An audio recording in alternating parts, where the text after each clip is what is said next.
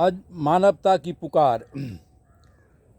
बंधुओं, आज जो है ना बुधवार 27 अगस्त 2025 समय 4:44 होने चला। आज सत्संग का प्रभाव क्यों नहीं पड़ता?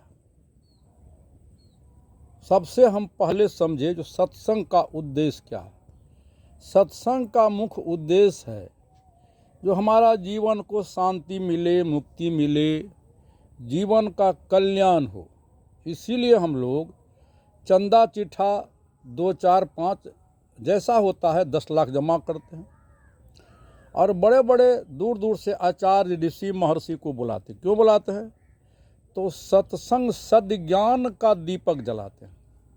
मौत, पंथ, जाति, धर्म की अज्ञान को दूर भगाने के लिए।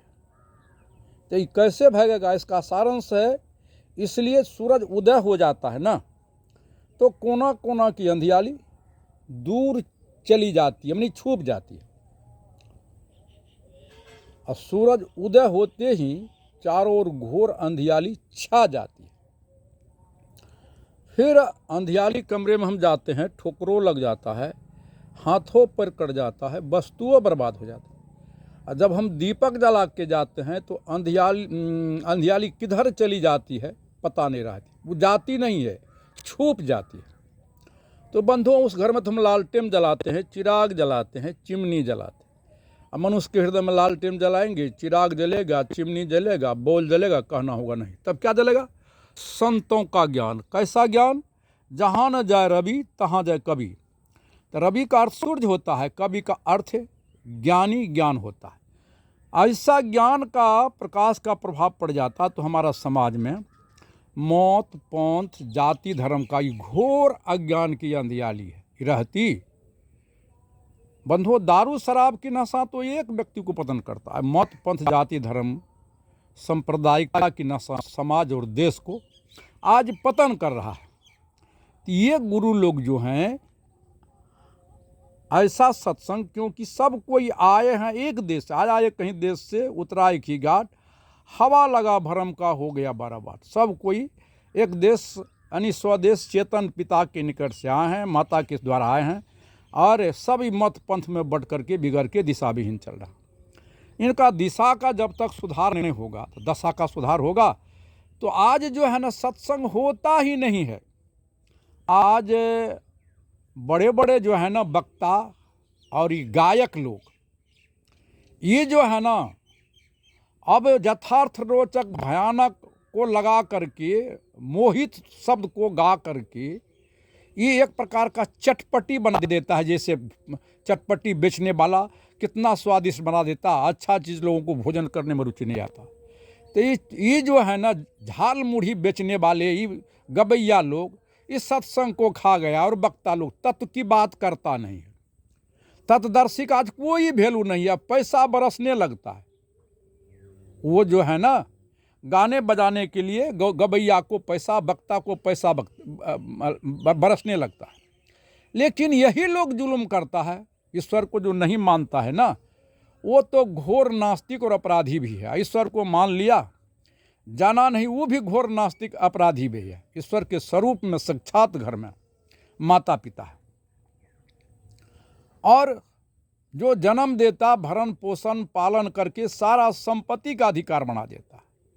और माता पिता देह नहीं है, देह में जो बोलने वाला चेतन आत्मा है, परमात्मा है, प्रभु वही माता, और पिता भी, गुरु भी यही है। और जितने भी देहधारी जन्म लिया सब माता ही पिता के द्वारा जन्मा है। अंत में इसी माँ वसुंधरा के गोद में सो गया है। तो माता पिता देह नहीं, वही सबके अंदर में जो चेतन आत्मा है, इसी को गुरु भी कहते, जो सूर्यमणि के समान ज्योति जल रही है, जो सबको देख रहा है और सब कोई उनको नहीं देखता। सब कोई उनको नहीं देखता, गुरु लोग इसको नहीं लखाता है। ये चेतन आत्मा उसी सर्वेश्वर का, ईश्वर का, सांस का सत्ता ये चेतन है। सर्वेश्वर कहिए, ईश्वर कहिए, खुदा कहिए, गॉड कहिए, जीव कहिए, सांसे है। सांसे प्राकृतिक परम बिंदु है, और बिंदु में बीज है, बीज में बिंदु है, कारण कार्य व्यवस्था उसी बीज में है, द्वंद्व दो दाल उसी बीज में है, सतोगुण रजोगुण तमोगुण उसी बीज में है, और वृक्ष का टहनी डाल फूल फल उसी बीज में, असंख्य कुंटल दाना उसी बीज में है। तो वही प्राचीन प्राकृतिक परम बिंदु स्वयं रूप लिया था, जिसको हम लोग आदम आदि मानव कहते हैं, आदम या आद्या सतपुरुष अद्या कहते हैं। उनका ही रूपांतर में घर में माता पिता, सगुण रूप में साक्षात घर में माता पिता। अभी लोगों को साक्षात ईश्वर नहीं लगता है, जो माँ बाप जन्म दिया, भरण पोषण पालन करके सारा संपत्ति का अधिकार बना देते। ये गुरु लोग कितना जुल्म कर दिया। प्रत्यक्ष निर्माण होता है शरीर माँ के अंग में, क्या सही है गलती विचार आप फैसला आप लोगों के बीच में है। तो बहन भोजन बनाती है कहाँ? भंडार गृह में। तो हम जाएंगे खेत खलिहान खोजने के लिए, तो बहन मिलेगी? कहना होगा नहीं, कहाँ मिलेगी? भंडार गृह में।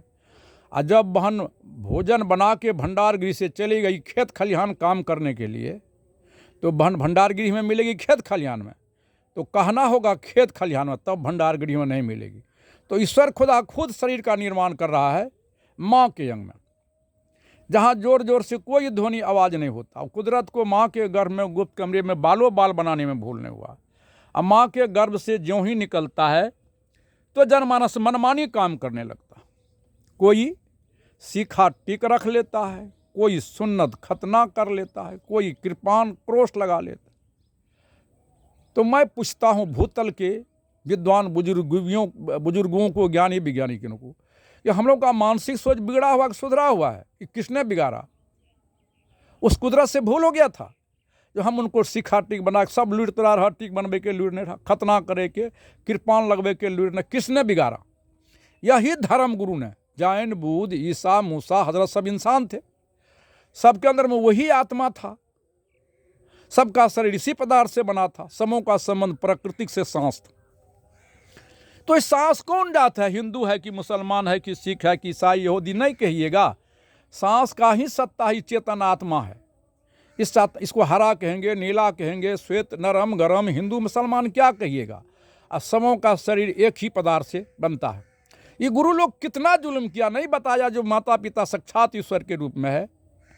गर्भ से निकलते ही कोई कहता है बोल बम, कोई कहता है जय श्री राम, कोई कहता गुरुदेव की जय, कोई गुरु महाराज की जय, कोई कहता अल्लाह अकबर। मैं ये प्रार्थना करता हूँ, ये कितना जुल्मी है, कितना नमक हराम है, जो माँ बाप जन्म दिया, भरण पोषण उनको भुला देता। पहले किसका वंदना होगा?